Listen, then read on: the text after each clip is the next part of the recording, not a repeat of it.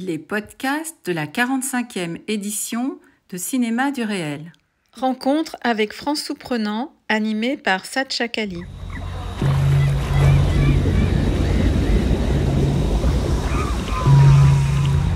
Eh bien écoutez, on va commencer cette conversation à bâton rompu.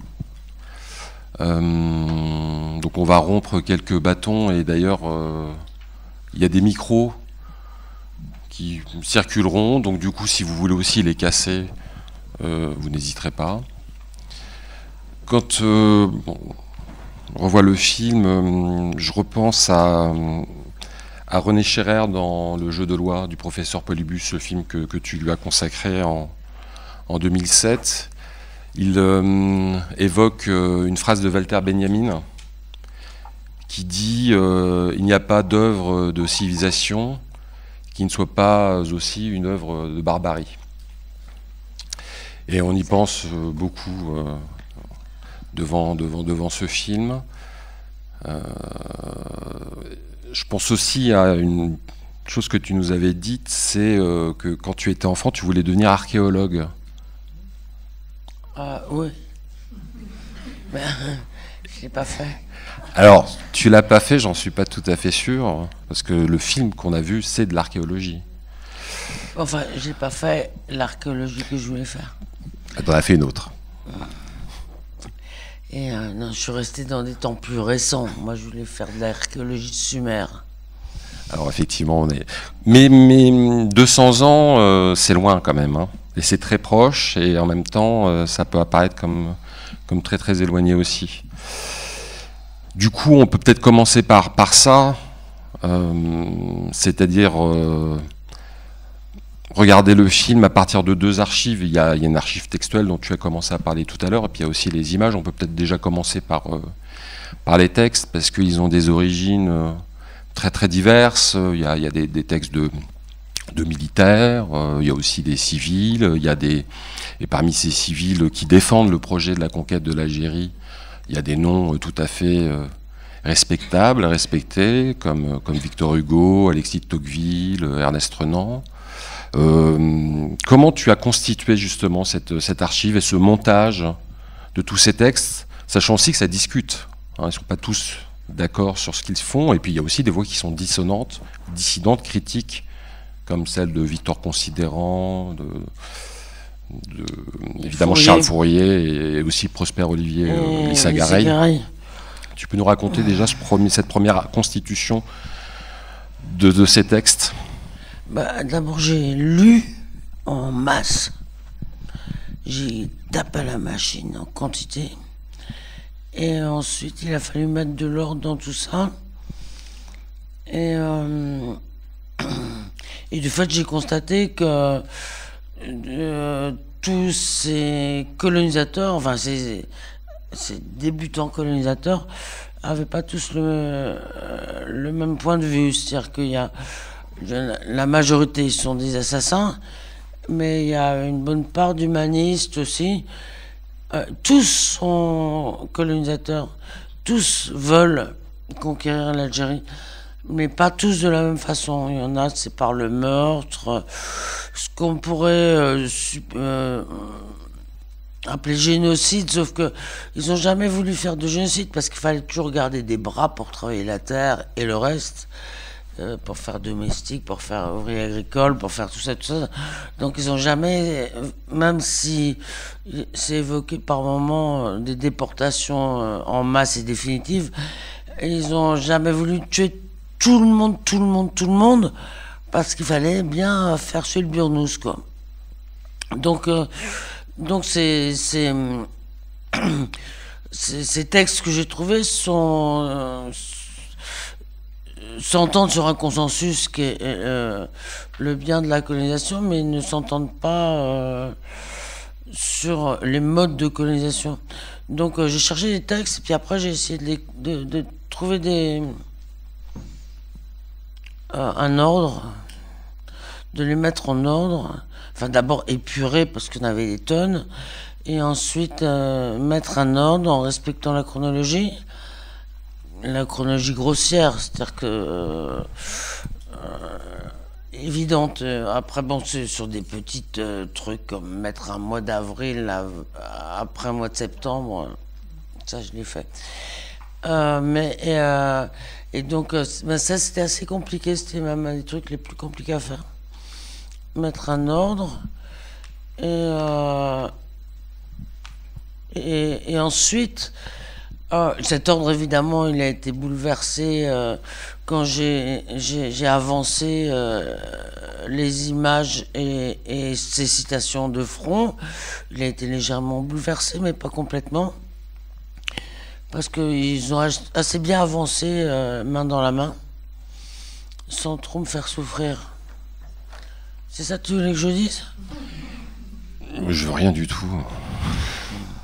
Non, c'est de ça que tu veux Mais oui, parles. en tout cas, oui, sur des textes. Et puis aussi, tu as eu des lectures quand même importantes. Il y avait eu François Maspero, il y a eu Charles-André Julien aussi, qui sont peut-être des passeurs, qui ont permis de rentrer dans cette littérature. Pour trouver ces textes, oui, je suis passé par les bibliographies essentiellement du livre de Charles-André Julien, qui traite de cette conquête par la France, mais qui va plus loin, lui. Il va jusqu'en 71, jusqu'à la grande révolte kabyle, plus loin dans le temps.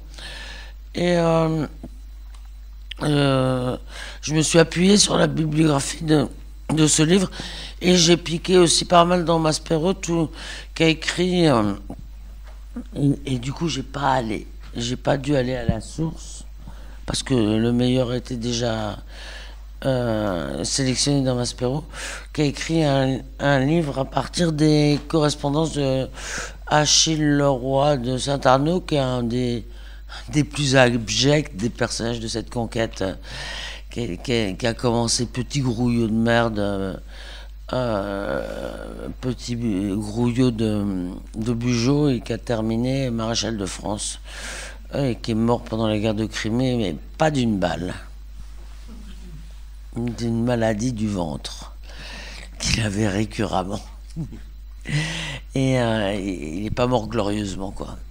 Mais enfin, c'est lui qui dit: mes enfants, j'ai une position, et mes enfants ont un nom, une position, et je finirai, je sais pas, général d'armée dans 6 ans, qui est la paix ou la guerre. Bon, c'est un mec particulièrement repoussant. Donc, effectivement, Maspero a écrit ce livre qui était extrêmement intéressant, et dans lequel j'ai là piqué directement des citations de Saint-Arnaud sans aller me taper ses mémoires, ce qu'avait fait gentiment Maspero. Il y a dans les propos que tu as retenus, il y a des choses qui provoquent en nous des rires très contrariés. Je pense à ce passage où quelqu'un dit on est venu leur apporter les lumières, mais le prix de la chandelle est vachement élevé quand même. Ça, c'est de Grenadier. J'ai trouvé ça, je sais plus où. C'est un récit qui est fait par, je sais plus qui. C'est deux grenadiers, une discussion entre deux grenadiers. On leur fait payer la chandelle un peu cher. Alors ça c'est l'archive des textes, et donc il y a aussi celle des images, et ça c'est ton archive à toi. Là. Ouais, c'est des archives extrêmement récentes, parce que, ça dépend. Il y a des nappes, alors tu peux peut-être distinguer. Il y a plusieurs époques dans les images. C'est-à-dire que tout ce que j'ai tourné en Algérie, c'est des trucs qui ont été tournés, pour l'essentiel, tout ce qui est tourné à Alger, c'est des trucs qui ont été tournés en 2009-2010, parce que j'ai tourné pendant plus d'1 an et demi, et ça a donné la matière de 3 films. Et ensuite, j'y suis retourné en 2017, et tout ce qui est la Fantasia, le repas collectif, la foire, etc., c'était un pèlerinage. Et c'était où? C'était dans le nord-ouest du Sahara, à Nsefra, à côté d'Nsefra. Dans le nord-ouest du Sahara, je sais pas, mettons 500 km d'Alger, au sud-ouest, à peu près, même moins que ça peut-être. Et c'est les premières les abords du Sahara. Et par ailleurs, il y a d'autres images qui sont plus anciennes. Celle-ci, c'est des trucs que j'ai fait à Paris, donc le pays j'ai fait à Paris, dans le pays des conquérants, dans la capitale du pays des conquérants, des images que j'avais tournées en Super 8 dans les années 80-90.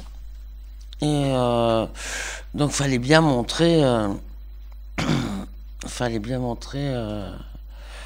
le pays des envahisseurs. Et donc j'ai puisé dans on peut appeler ça des archives maintenant, puisque ça a une trentaine d'années. Une époque, j'avais beaucoup tourné à Paris pour un film précisément, mais aussi pour le plaisir, et donc j'ai toutes ces images-là que tu as tourné et que tu as tourné en Super 8. Tu peux raconter comme cette expérience c'était quasiment 20 ans où tu as tourné quand même. J'ai tourné entre 86 exactement et 2004 en Super 8. Et après, j'ai arrêté de tourner en Super 8 parce qu'ils ont supprimé la pellicule avec laquelle je tournais. Kodak a supprimé la pellicule. Et donc, j'ai arrêté de tourner en Super 8 parce que celle qui remplaçait était beaucoup plus chère, et 3 fois plus chère et moins belle. Dans ces images qui appartiennent donc à ces 18 années de travail avec cette caméra Super 8 et cette pellicule, la Kodachrome 40, il y a beaucoup de malice, il y a beaucoup là, c'est une autre forme de fantaisie que la Fantasia avec l'émir Abdelkader, mais par exemple, tu passes les images une fois en avant, une fois en arrière, notamment sur la place de la République. Il y a beaucoup de choses circulaires d'ailleurs, il y a le carrousel des cartes postales, il y a les ailes du Moulin Rouge. Il y a aussi ce que tu fais avec l'obélisque de Luxor, quoi, et de manière très très comme ça. C'est un truc c'est une espèce de turgescence obscène comme ça qui vient trouer Paris comme ça. Par ailleurs, la place de la République, c'est pas du Super 8, c'est du Super 16. Mais bon, c'est un truc que j'ai utilisé dans 3 films, mais à chaque fois je les monte pas de la même façon. Là, j'ai rajouté la place de la Concorde, enfin justement la turgescence. J'avais 3 plans, donc je les ai mis. J'en ai mis d'autres, je les ai mis inversés. Bon, à chaque fois, c'est monté un peu différemment dans les films. Bon, j'en avais besoin pour montrer les lieux de pouvoir. Parce que bon, il y a aussi des trucs que j'ai tournés récemment, à savoir la Nation, la place de la Nation, et les Invalides que j'ai tournés grâce à un ami que j'ai vu tout à l'heure, que je vois plus. Il a dû se raser, il a dû partir.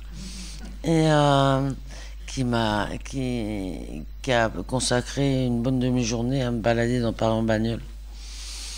Mais bon, ça c'est le seul truc qui soit vraiment récent, quoi.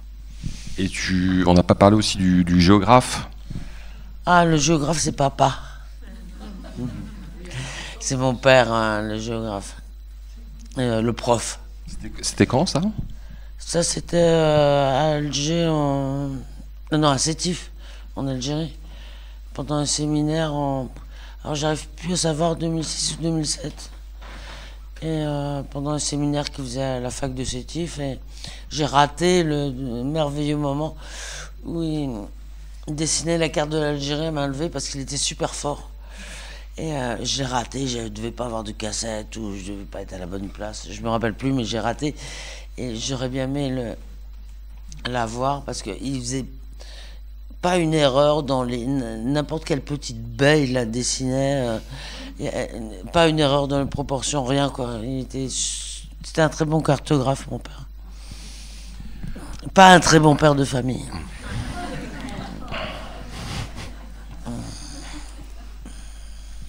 Et, bon, donc les textes, les images, et puis il y a le rapport ou non qu'il y a entre les deux, et c'est là que le film fait quelque chose que je crois, enfin, en tant que comme spectateur, n'avoir jamais vu, jamais entendu, jamais ressenti.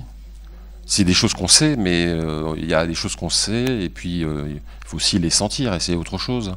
C'est que, en fait, il n'y a pas un seul Algérien, il n'y a pas un seul enfant qui soit pas le survivant, en fait, d'un massacre dont les noms, dont les mots continuent de résonner à travers le temps. C'est-à-dire que c'est comme si une gamine, un homme qui va qu'à ses occupations, un artisan, un charpentier, était hanté par ces paroles de mort qui ont été prononcées bien avant sa naissance.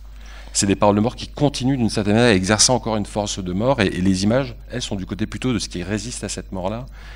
Et ça, c'est assez étonnant, parce qu'il me semble l'avoir jamais vu au cinéma avant. C'est pas directement des survivants, c'est des descendants de survivants. Mais ils continuent de survivre. Et ils ces paroles de mort. Bah oui, mais bon, c'est... Ils n'ont pas le choix.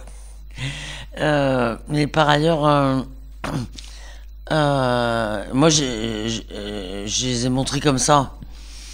Et c'est ce que j'avais dans la tête. En fait, j'ai tout de suite su, dès le jour où je m'y suis mis, et je m'y suis mis du jour au lendemain à faire ce film, j'ai tout de suite su globalement comment j'allais le faire. Et donc avec ces archives et ces images d'Algériens qui sont les descendants des survivants. Et par ailleurs, ce que tu dis, je sais pas si ces gens sont hantés par cette mémoire, parce que c'est pas enseigné en Algérie, les élèves sont pas du tout au courant. C'est pas du tout enseigné. Ce qui est enseigné, c'est la guerre de libération, mais pas du tout la résistance à la conquête des années du 19e siècle par les Français. C'est pas du tout enseigné, et les gens, ils ont largement, je pense que en grande partie, ils ont largement oublié eux-mêmes ce qui s'est passé dans le pays avant que les Français ne s'installent durablement et colonisationnellement. C'est-à-dire que ça, c'est des Algériens qui me l'ont dit, des élèves en particulier qui m'ont dit, on n'apprend absolument pas ça, quoi. Donc je sais pas dans quelle mesure les gens plus âgés, les gens qui ont vécu la guerre par exemple, ou qui étaient enfants pendant la guerre, ont conscience de cette histoire-là. Quant aux jeunes, je pense qu'ils ne la connaissent pas. Bon, moi j'avais pensé que c'était important d'en parler, de faire le truc. Moi j'avais envie d'en parler, enfin d'en parler, j'en parle pas. Je fais un truc, c'est pas de la parole. Il y a de la parole, mais c'est pas la mienne. Enfin, c'est la mienne. C'est un acte, c'est pas une parole. J'avais pensé que c'était important de faire le truc parce que c'est totalement passé sous silence, quoi. Totalement oublié, passé sous silence, et que c'est quand même, et que l'histoire dans la vie, c'est quand même un des trucs les plus importants, quoi. Comprendre l'histoire, comprendre ce qui s'est passé, pourquoi on est dans les situations en général merdiques dans lesquelles on est, c'est parce qu'il y a des raisons à ça qui sont des raisons historiques, quoi. Oui, mais on peut être hanté par toute une série de spectres sans savoir qu'ils existent et sans identifier leur voix, hein. Et c'est ça aussi que tu montres. C'est que, encore une fois, ces paroles-là, elles n'ont pas été prononcées une fois pour toutes en 1835. Je veux dire, elles continuent de résonner. Et elles résonnent d'ailleurs de telle sorte que le film aussi a un pouvoir une grande puissance d'éclaircissement de ce qui nous arrive maintenant pour nous ici. C'est un film que je trouve très éclairant sur l'hystérie qui caractérise tous les néofascistes qui, par exemple, font leur miel de quelque chose qui s'appelle le grand remplacement. Genre, si un film qui nous permet de comprendre, je veux dire, d'où ça vient, oui, il y a eu effectivement un grand remplacement, effectivement. Il faudra toujours répondre à un facho que le grand remplacement, il a eu lieu, mais il a eu lieu à Alger, en fait. Il a eu lieu en Algérie, oui, le remplacement. Donc c'est ça qui est très intéressant. En fait, voilà aussi. Et ça aussi, c'est que je me sens pas. Il n'y a pas un film jusqu'à présent qui m'avait donné justement la possibilité de me le dire, ça.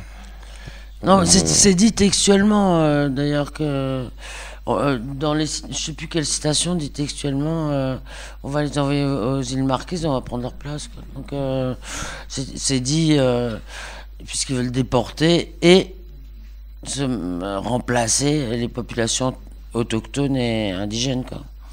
Tous les nostalgiques finalement de l'Algérie coloniale, eux-mêmes sont hantés par ce crime qu'ils ont eux-mêmes, dont ils reconnaissent d'une certaine manière le legs, et dont ils imaginent que par une espèce de vengeance qui traverserait les temps, les descendants des colonisés leur feraient vivre. Enfin, c'est ce type de délire-là qui anime un certain type de discours politique aujourd'hui. Mais aussi autre chose par rapport à l'actualité, puisqu'on a eu donc une séquence, ça a été les élections présidentielles, et l'extrême droite quand même avait pignon sur cette élection. Il y a aussi, en 2021, on nous a dit aussi on a eu la chance, nous, Françaises et Français, d'être les habitants d'un pays dont une grande figure d'État a été Napoléon. Donc il y a eu son bicentenaire, tout ça. Il y a 2 ans, et il y a un intermède haïtien aussi qui est très intéressant dans le film. L'interlude avec la chanson de Claudette et Tipierre, ça nous rappelle aussi qu'il y a un lien entre Haïti et l'Algérie. Enfin, j'ai fait un lien. Bon, il se trouve que j'avais filmé ces 2 dames haïtiennes qui habitaient dans mon impasse, avec qui j'étais copine, et que bon, j'ai énormément écouté Claudette et Tipierre, qui sont des musiciens haïtiens, qui étaient pour Tipierre qui a été assassiné, et que je connaissais bien cette chanson qui commémore une fête et une cérémonie qui a été préalable à l'indépendance d'Haïti, donc c'est le 18 mai 1803, cette fête, et l'indépendance d'Haïti c'est en 1804, alors j'ai pas le mois, je sais pas, mais bon, donc il y a eu cette cérémonie, et je me suis dit que ça ferait bien une rupture narrative avec un solide contenu historique, puisque il y a une similitude, une fraternité, mettons, entre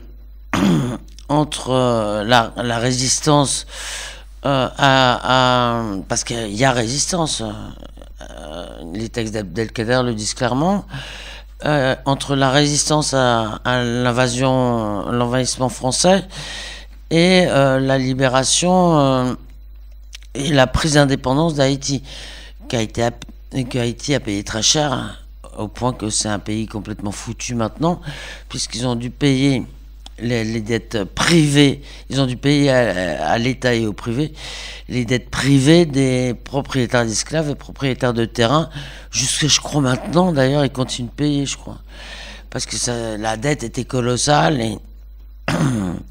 et voilà quoi. Donc moi, j'ai vu tout de suite une fraternité entre ces 2 situations. Haïti ayant pris son indépendance carrément 30 ans avant l'invasion de la conquête le début de la conquête de l'Algérie, quoi. Et donc, c'était un hommage à mes voisines, à Haïti et à Claudette et Tipierre, dont j'aime beaucoup la musique. Il y a aussi il y a un autre élément qui instruirait le constat du rapport entre Haïti et l'Algérie, c'est aussi parce que la grande armée Napoléon était consommatrice aussi, et il y avait un gros endettement qui avait été largement aussi assumé par le dé d'Alger. Donc une manière aussi de liquider la dette, c'était de détruire les créanciers.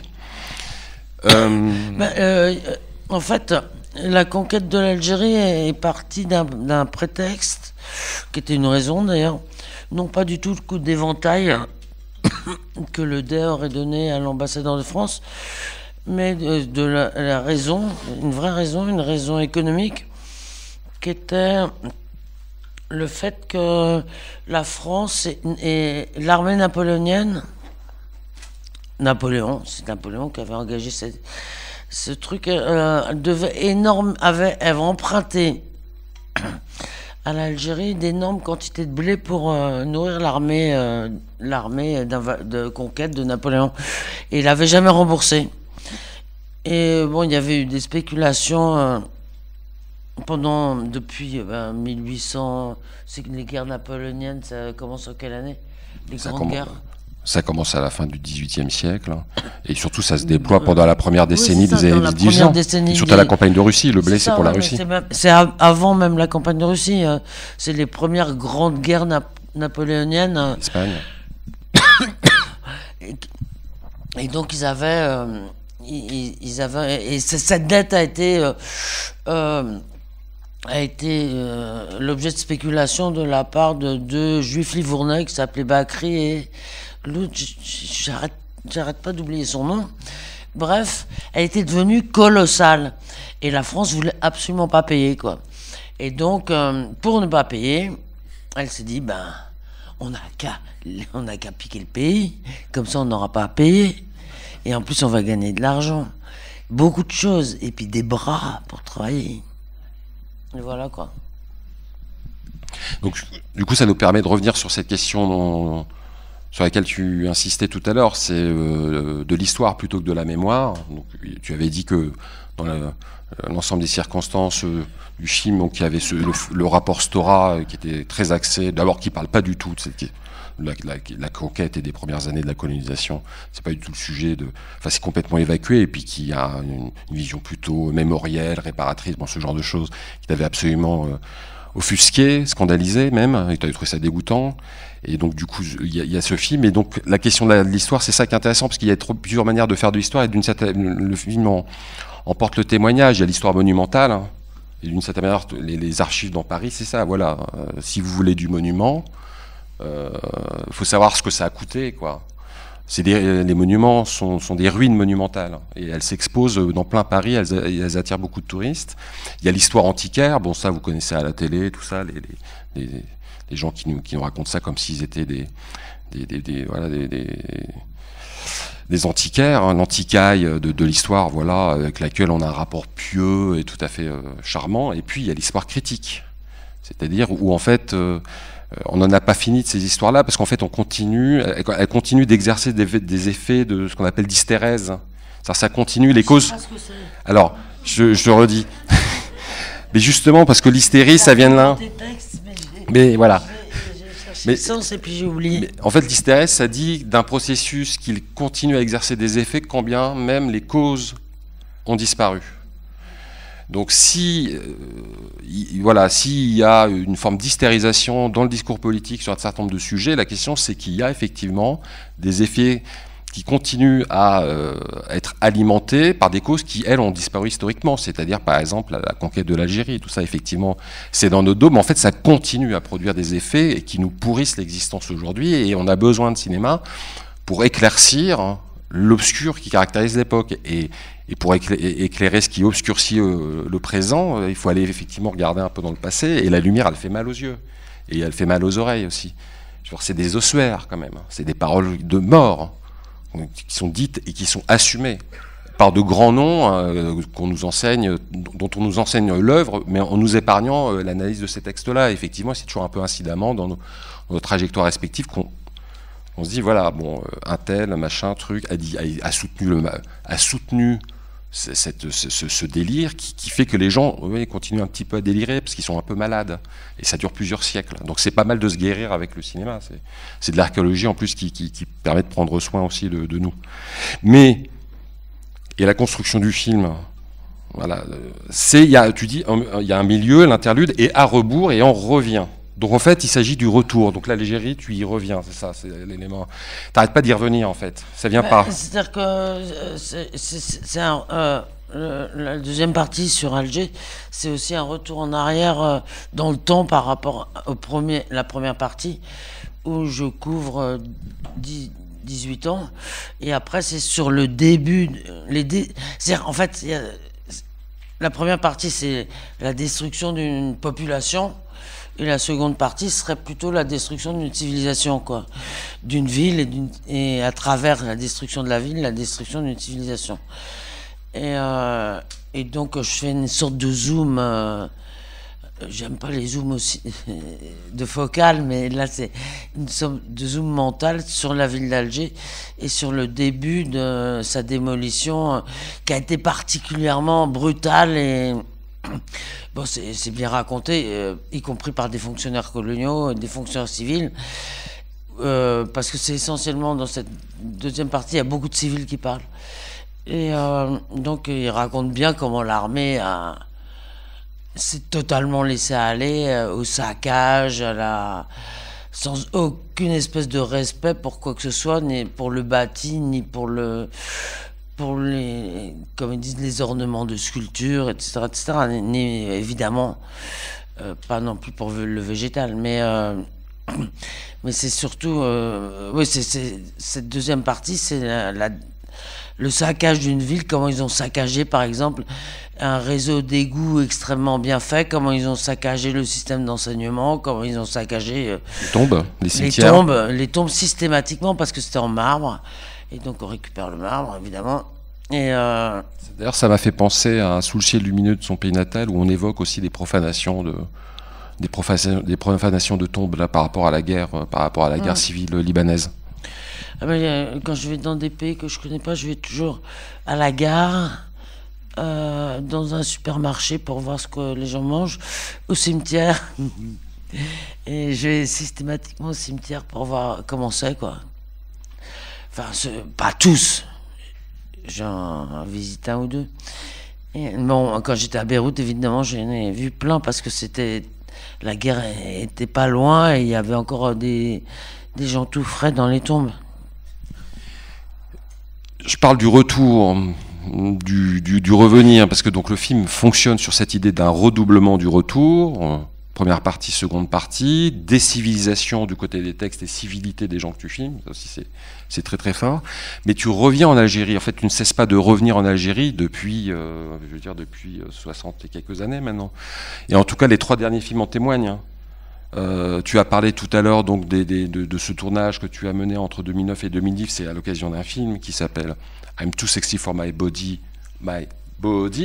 donc qui était consacré à la seconde édition du Festival panafricain à Alger, qui est un film d'ailleurs très étonnant parce que c'est un film dans lequel il n'y a pas ni de voix off et quasiment pas de voix in, c'est surtout des corps qui dansent, c'est un film de corps qui dansent dans une forme d'ivresse comme ça, qui exerce aussi là des choses très très grandes. Donc ça c'était vraiment lié à un contexte précis, 2009, donc la seconde édition du Festival panafricain d'Alger, mais forcément on pense à la première édition mythique pour toute une série de raisons politiques en 1969. Et puis en 2015, tu fais Bienvenue à Madagascar, où là aussi, c'est 50 années en gros de la fin de la guerre d'indépendance, ou encore même du début la guerre d'indépendance jusqu'à l'époque contemporaine en incluant la guerre civile. Et là aussi, tu traverses comme ça plusieurs décennies. Ces 3 films-là, c'est comme une espèce de lente remontée de 2 siècles d'histoire de l'Algérie, qui est un pays qui t'est cher parce que tu y as vécu enfant quand tu as une petite dizaine d'années, entre 1963 et 1966. Ouais. Donc tu reviens. L'Algérie, on n'y va pas en fait, on y revient. Toi, tu y reviens constamment. La dernière fois que j'y suis allé, ça m'a tellement déprimé que je sais pas si j'y retournerai.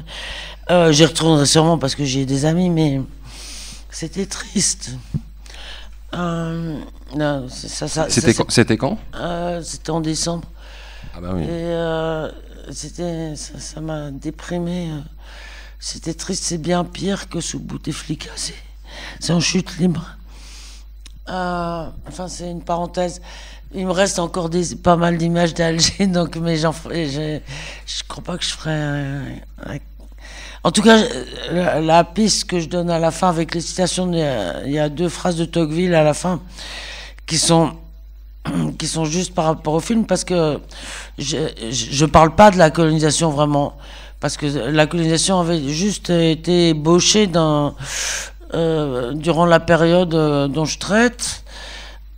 C'était la colonisation à la Bugeaud avec le soldat laboureur, et également de très grandes propriétés terriennes qui s'étaient déjà installées, parce que évidemment les gros capitalistes agricoles qui avaient senti l'opportunité et qui s'étaient fait donner par l'armée d'énormes hectares, des quantités d'hectares, mais elle n'avait pas vraiment commencé la colonie de peuplement. Et donc il y a deux phrases de Tocqueville à la fin du film, qui dit: maintenant que j'ai expliqué ce que c'est que comment faire la domination, je vais vous expliquer comment faire la colonisation. Et donc c'était je faisais comme si c'était une piste pour moi, mais je ferais pas de film, c'était une fausse piste. Je ferais pas de film sur la colonisation, c'est beaucoup trop complexe, long, et là pour le coup j'ai pas les matériaux, j'en ai pas l'envie. Et c'est très compliqué par ailleurs, parce qu'elle a été multiple, très longue, avec des moments contradictoires, bien que tout aille évidemment dans le même sens, c'est-à-dire dans le sens du code de l'indigénat, quoi. Comme ça en passant, mais peut-être qu'on en avait déjà discuté, mais est-ce que Peut-être qu'ils en ont marre, hein. Ouais, si vous en avez marre, vous le dites, hein, on passe à autre chose, hein. Et puis surtout, prenez le bâton et cassez-le. Est-ce que vous avez vu le dernier film muet de Jean Renoir qui s'appelle Le Bled? Le Bled. Ouais, moi je l'ai vu. Ouais. Qu'est-ce que tu t'en souviens? Bah ouais, c'est bien, c'est un film d'amour et d'aventure. Parce qu'il y a avec des tas de meurtres. Oui. Parce qu'il y a un salopard, alors il y a une poursuite, et puis ils arrivent à le tuer, le salopard, alors que le salopard il est presque en train de tuer la fille dont il fait semblant d'être amoureux. Bref, il meurt. Ouais. À la fin. C'est moral. Alors, pourquoi on évoque ce film? Parce qu'en fait, c'est un film qui est une commande qu'on a passée à Jean Renoir pour célébrer le centenaire de la colonisation d'Algérie. Donc il a tourné en Algérie. Donc c'est un film que Jean Renoir a tourné en Algérie. C'est son dernier film muet. Et c'est un film assez étonnant, parce qu'on voit déjà, Renoir étant égal à lui-même, il fait pas un film de commande, en fait, il ne s'intéresse pas véritablement à ça. Et il fait toute une série de vues complètement séparées des obligations, du drame, de tout ça, complètement dédiées aux gens qui habitent ici et dont on devine qu'ils vivent là depuis beaucoup plus longtemps que les sujets de l'histoire qu'il est censé raconter. Donc ça, c'est des plans qui sont très précieux. Puis il y a toute une évocation justement de l'armée coloniale française qui arrive, et c'est traité comme sur le mode de la fille aux allumettes du comte d'Andersen. C'est-à-dire, c'est des petits soldats de plomb. C'est vraiment filmé comme ça, quoi. Donc c'est-à-dire que ça le fait quand même un petit peu rigoler. C'est un film vraiment très très étonnant. Moi, j'invite toujours les gens à le découvrir, parce que Jean Renoir, d'abord, c'est le plus grand cinéaste, et puis ce film est malheureusement un peu méconnu. Et je dis ça parce que d'ailleurs tu cites Renoir dans L'Escale de Guinée. Dans mon souvenir, tu parles du fleuve, tu évoques la rouquine du fleuve. La petite fille du fleuve. Ouais. Mais bon, ça c'est vraiment un truc. Faut savoir de quel fleuve il s'agit. C'est vraiment un truc que j'ai mis pour mon plaisir. J'ai jamais pensé qu'on penserait à Renoir. Bon. Mais évidemment, c'est la petite fille du fleuve de Renoir, quoi. Non, c'est à propos des lieux coloniaux, c'est-à-dire que le fleuve, c'est dans l'Inde colonisée par les Anglais, et moi, ça se passe en Guinée, et je suis en train de parler de Lorenzo Marquez, et donc je parle voilà, non, donc effectivement, je suis dans des histoires coloniales, mais bon, par ailleurs, ça parle tellement, l'Escale de Guinée, que on saisit ça ou on le saisit pas. Enfin, Saad, il est fou. Mais tu crois, mais il y a quelqu'un qui veut poser une question. Ah bah oui, bah voilà. Alors, bonjour. Donc, je vais commencer par dire que j'ai beaucoup apprécié le film. Vous m'entendez? Faut parler dans le trou. Je sais pas si ça marche. Vous m'entendez? Ah oui, c'est bon. Ouais. Voilà. Bonjour. Alors, donc, je voulais commencer pour vous dire que j'ai beaucoup apprécié le film, merci. Et je voulais revenir sur un point que vous aviez relevé tout à l'heure. Vous avez dit que, en fait, qu'à l'école algérienne, on nous parlait plutôt de la guerre d'Algérie plus que de la conquête. Mais en fait, moi, je suis algérien et j'ai fait l'école algérienne. Et donc, c'était juste pour vous dire qu'en fait, si on nous parle de la conquête et on nous parle aussi de la capitulation donc du dé, l'arrivée de l'armée, la cité Ferruche, la politique de la terre brûlée, etc. Sauf que, bon, votre film reste quand même intéressant parce que on ne nous parle pas forcément... Non, je veux dire, dans les détails exactement de ce qui s'est passé, du pillage, etc. Donc, enfin, on nous en parle dans les grandes lignes.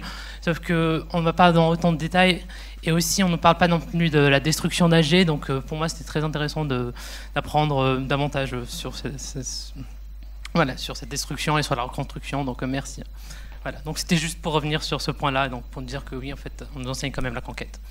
Ouais, non, c'est parce que c'est à l'issue de. En fait, moi, je savais pas ce qu'on apprenait à l'école en Algérie, même si j'ai vécu longtemps. Je sais que l'école, c'est un peu la catastrophe, mais à l'issue de plusieurs projections de ce film, c'est des jeunes gens, en particulier des jeunes filles, qui m'ont dit qu'on parlait jamais de cette histoire de conquête, qu'on parlait que de la guerre de libération, quoi, à l'école en Algérie. Mais après, j'en sais rien, puisque moi, quand j'étais à l'école en Algérie, j'étais au lycée français, donc c'était les programmes français, où on parlait évidemment ni de la guerre d'Algérie, ni de la conquête, etc., etc. Donc, c'est vrai que l'accent est porté sur la période entre 1934... Pardon, j'ai pas compris. Non, mais c'est vrai que l'accent des programmes d'histoire est porté sur la guerre et pas tellement sur la conquête, mais on en parle quand même.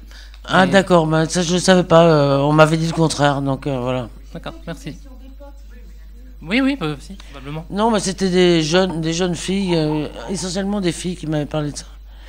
D'accord. Peut-être que en fait, tant mieux si on en parle.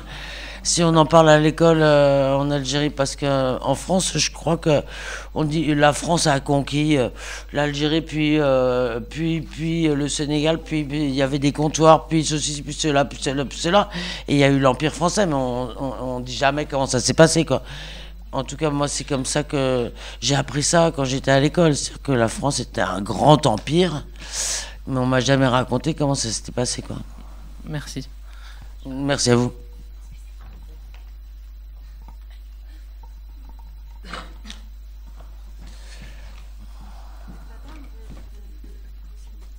Attendez, il y avait juste madame. On va commencer par là. Merci. Je voulais faire 2 commentaires. Un, vision d'ici, et un, vision d'Alger. En France, par rapport à ce que vous évoquiez là, par rapport j'ai noté le nom, Hystérèse, là, enfin, bref, tous les fachos qui s'agitent là, qui veulent nous renvoyer, nous, les Algériens, chez nous, parce que on remplace là, les Français. Je trouve que le documentaire, ce qui montre, alors peut-être que j'ai déjà ce prisme de lecture, mais j'espère qu'en tout cas ce sera bien vu, c'est l'État. C'est-à-dire que par rapport à tous les délires de merde autour de la repentance, par exemple, qui est quelque chose qui m'agace profondément, personnellement, il n'y a pas besoin d'une repentance de chaque citoyen français qui se sentirait lui-même ayant commis cela. Il y a des gens qui ont participé à ça, qui ont été désengagés, qui ont été des gens qui ont été envoyés en Algérie, qui effectivement, il y a des gens qui ont commis des crimes, etc. Mais je trouve qu'en France, il y a une confusion qui empêche aussi de parler de cette question, qui est une confusion vraiment dommageable et je pense entretenue, parce qu'elle empêche de désigner en fait le réel responsable. C'est-à-dire, c'est une entreprise d'État. Bon, il y a les capitalistes aussi, comme vous l'avez mentionné, etc. Mais on voit bien que c'est l'armée. Enfin, voilà. Donc, ce serait important aussi que chaque acteur reprenne sa place dans cette histoire et que, du coup, on puisse en parler. Enfin, voilà. Premier commentaire. Second commentaire, vision d'Algérie. J'espère que ce film va être diffusé, qui va être vu par des jeunes Algériens. Parce qu'en fait, ce qu'on y voit, on y voit le début de la destruction de l'Algérie, et cette destruction-là n'est pas terminée. C'est-à-dire que moi, ce que j'ai trouvé frappant, c'est quand on voit, par exemple, l'artisan, quand on voit ces gens qui travaillent de leurs mains, là, qui font des choses là à Alger, quand on voit l'état de la Casbah, etc., la destruction qui a commencé en 1830, elle s'est prolongée ensuite par la suite, elle n'est pas terminée, et on n'est pas sorti de ce merdier-là. Et ça, je trouve ça vraiment très fort. Et très significatif parce que dans le film, le fait de resituer l'origine de la destruction fait qu'on peut être un peu moins porteur de la responsabilité d'être nous-mêmes à l'origine de notre propre destruction parce que nous serions incompétents. Et cette destruction, et j'ai vu votre film aussi hier, et je trouve que le film d'hier, qui est pourtant plus ancien, est une sorte de continuité parce qu'il montre comment l'État algérien a pris le relais de cette destruction et comment les Algériens en payent un prix extrêmement fort. Et donc je trouve ça absolument fabuleux, en fait. Et j'espère que ce film va être vu par un maximum de gens. Voilà. Merci. Ben, moi, je suis d'accord avec les deux réflexions que vous faites. La repentance, ça me dégoûte. Et en plus, ça n'a pas lieu d'être. Les citoyens français, c'est le capital et l'État, effectivement. Quant à la suite, ça s'appelle le néocolonialisme.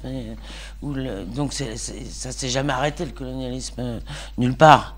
Et c'est bien pour ça qu'il y a des dirigeants corrompus, parce qu'ils ont été mis en place avec la main invisible, comme on dit, pour le marché de la France. Mais totalement je peux peut-être. évidente, oui. Tu l'as montré le film Alger? Oui, je l'ai montré à Alger, mais il n'y avait pas de jeunes. Il y avait que mes copines et mes copains qui étaient tous de ma génération. Donc, mais on escompte bien le montrer à nouveau prochainement. Et du côté de Béjaïa en Kabylie.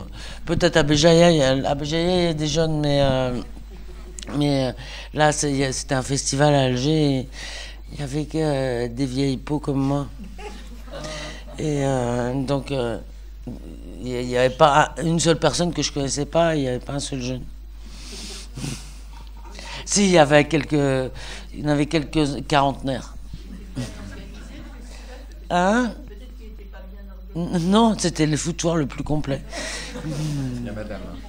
Oui, enfin, c'est pour revenir un peu, parce que je trouve ce qu'on vient de pas dire est tellement intéressant que c'est un peu anecdotique, mais je suis aussi très intéressée par la ville et les vues de la vieille ville, et je me demandais à quel point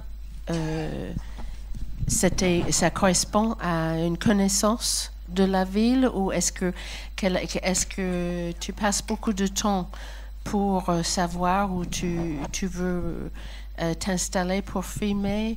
Est-ce que ce sont des lieux que tu connais, ou est-ce que parfois tu découvres un lieu que tu connais pas et tu dis c'est curieux, je découvre une rue.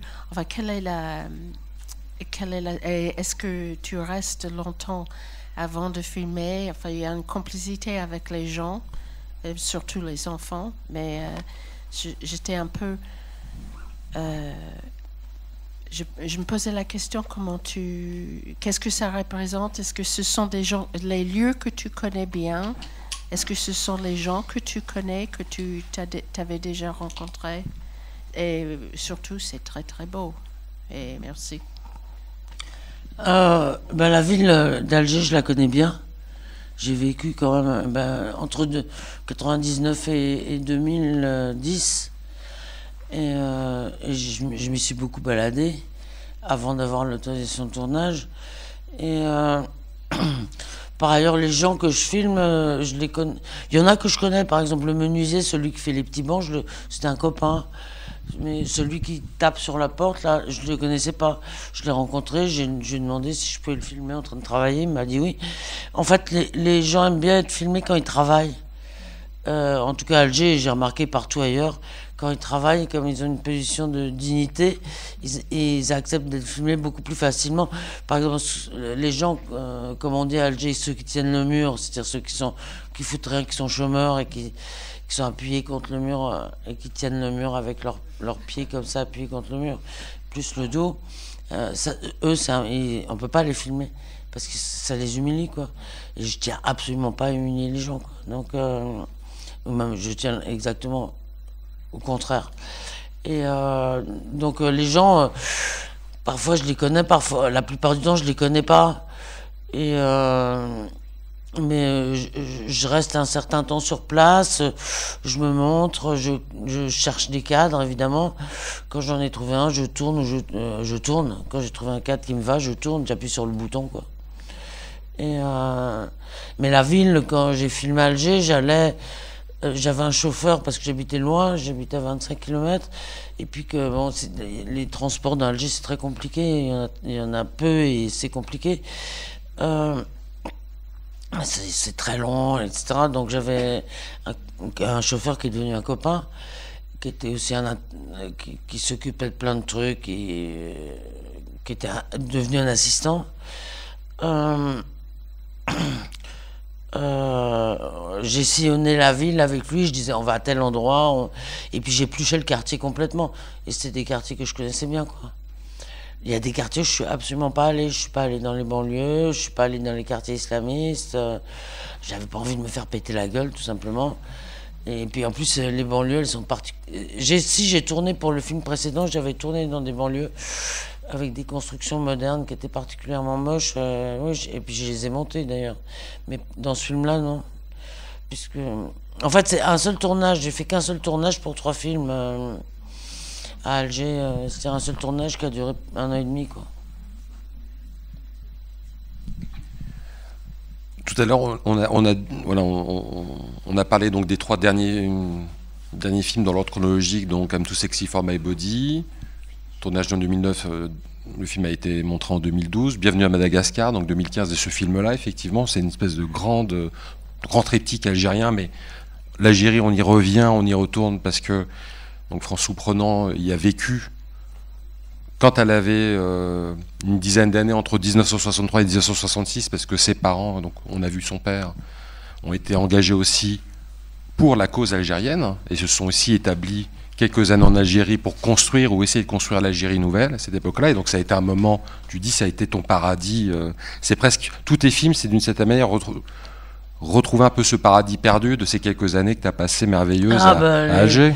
Les années d'après l'indépendance, c'était un pur délice à Alger et en Algérie d'ailleurs, parce que j'ai beaucoup circulé, parce que mon père il était géographe et il m'emmenait avec lui sur ses terrains de boulot. Et c'était un pur délice, tellement c'était joyeux, tellement les gens étaient heureux, tellement ils avaient d'espoir. Évidemment, tout ça a été douché violemment et rapidement. Mais les gens étaient super heureux, quoi. La collectivisation, etc., les comités de gestion, tout ça, moi, ils étaient super heureux. Et après, bon, en 65, il y a eu le coup d'État de Boumedienne, et puis le pays a été mis au pas petit à petit, même si tous les révolutionnaires du monde entier sont venus à Alger jusque dans les débuts des années 70, mais le pays était déjà mis au pas, et la collectivisation, c'était largement oublié, et c'était la bureaucratisation qui était installée. Mais quand j'étais gamine et que j'habitais là-bas, c'était vraiment le bonheur, quoi. Et c'est pour ça que j'étais tellement contente d'y retourner en 99, ce qui correspondait plus ou moins avec l'affaiblissement aussi du terrorisme islamiste. Pas de la fin, mais c'était sur la fin. Et tu avais quand même... Il y avait une bombe par jour à Alger, mais il y avait quand même beaucoup moins de morts que quelques années avant, quoi. Et, bon, mais moi je trouve qu'on a assez causé. Juste, alors, on va quand même... Sauf parce si que vous avez quelque chose à dire, vous, parce que... Attends. En plus, j'ai envie de faire pipi. Oui, moi aussi, et pendant le film, et je suis pas sorti, je te signale. Je suis pas sorti. Mais juste quand même, d'abord, on vous invite à voir évidemment tous les autres films de François Prenant. C'est vrai que cette question du prisme algérien, ça peut être intéressant aussi pour voir aussi les autres films, y compris pour apprécier comment, d'une certaine manière, tu expérimentes ta propre étrangeté en allant à l'étranger. Ouais, bah je parle à tout le monde. Hein. Non, quand tu dis tu. Oui, toi. Ah. Et non, mais par exemple, quand tu vas en Guinée-Conakry pour l'escale de Guinée, la Guinée-Conakry, c'est un pays qui a une histoire tout à fait particulière. C'est le premier film à accéder à son indépendance. C'est Sékou Touré. On préfère être libre et pauvre que riche, mais en restant sous la férule de l'État français. Bon, c'est un pays qui a été saccagé par les Français quand ils sont partis de Guinée-Conakry. Ils ont rien laissé. Ils ont brûlé des médicaments. Ils ont cassé des lampes. L'Algérie aussi, ils ont détruit. Ça a été saccagé. Moi, j'allais nager dans un endroit qui était sous ce que les Français appelaient des cabanons, qui étaient des très belles villas. J'allais nager là, il y avait un piano à queue au fond de la mer, parce que les pieds noirs, quand ils étaient partis, ils avaient balancé leur piano à queue dans la flotte, quoi, pour que ça n'arrête pas à des Arabes totalement pas mélomanes. Et donc, ils avaient arraché les tuyaux, il y avait je sais pas combien de dizaines de milliers de tracteurs, et à l'indépendance, il n'en restait plus que 200 ou quelque chose comme ça. Ils ont bousillé leurs tracteurs, ils ont bousillé tout. Ils ont arraché les tuyaux dans les appartements, ils ont démoli, cassé les fenêtres, ils ont tout saccagé, quoi. Ils ont fait un vrai ravage en partant pour qu'il reste rien aux Arabes. Et par ailleurs, tous les cadres sont partis, donc comme les gens ils avaient pas le droit d'aller à l'école, évidemment il n'y avait pas de cadre. Donc il y en a d'autres qui sont venus, dont par exemple mes parents qui sont venus, qui étaient des profs, quoi. Mais il y en avait plein d'autres, il y avait plein de gens des pays de l'Est, des médecins, des Tchèques, Cubains, des pays de l'Est ou des pays non alignés. Il y en a plein qui sont venus pour jouer les cadres, des ingénieurs, des profs, beaucoup de médecins, un peu de tout, quoi. Enfin, tout ce qui était cadre, quoi. Donc quand vous verrez l'escale de Guinée, très bientôt, vous penserez un tout petit peu à l'Algérie. Quand vous verrez Sous le ciel lumineux de son pays natal, où là il est question de Beyrouth et de la guerre civile du Liban, le film a été tourné en 1995, a été montré en 2001. Il y a aussi quelque chose de la fraternité aussi des peuples qui souffrent de la guerre civile, parce que la guerre d'Algérie, l'autre guerre d'Algérie, ou la troisième, a eu lieu dans les années 90. Quand vous verrez Reviens et prends-moi, qui a été tourné après le tournage libanais à Alep et à Damas, là aussi ça résonne, et ça résonne y compris du point de vue du futur, puisque la guerre aussi est arrivée à cet endroit-là. Et à chaque fois, ce qu'on voit, c'est des ruines, mais des enfants. Enfin, c'est ça le truc, c'est ça la polarité dans ton cinéma. Il y a les ruines et les enfants, et puis à vous de construire votre chemin. Voilà. Et de l'ombre et du soleil, et même le petit corps, en fait, je voulais le tourner à Alger, et il y a des références à l'Algérie aussi. Et je me demande si le plan de la tempête de sable de Tombouctou, là, il fait pas écho avec un plan semblable dans Paris. Il est monté dans le petit corps, ouais. Mais c'est pas le même, mais c'est la même séquence. Ouais. C'est la même tempête de sable. Enfin, dépaysez-vous et allez au cinéma, voilà.